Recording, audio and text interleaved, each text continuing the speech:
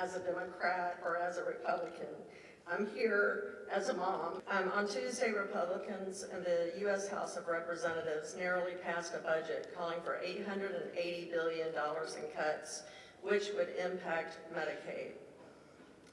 If it makes it in the final budget deal, these cuts would completely disenroll nearly 2 million Virginians that rely on Medicaid for health care.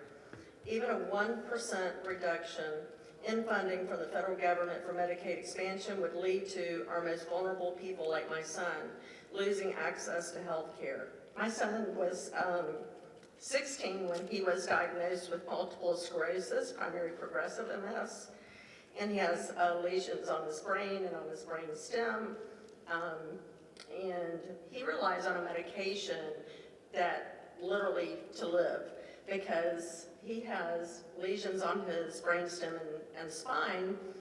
The brainstem controls your heartbeat and your breathing, things that we don't think about. And the medication stops him from getting another lesion on his brain. So literally without this medication, it is sentencing him to a very terrible fate. And he would get another lesion on his brain. He relies on Medicaid to provide that essential infusion medication so that his heart doesn't stop and his breathing doesn't stop. I'm not here as a Democrat or as a Republican. I'm here as a mom, and I'm here because he is my entire life. I'm begging Jen Kiggans and other lawmakers to consider him and the thousands of other people here in Virginia who are at her mercy.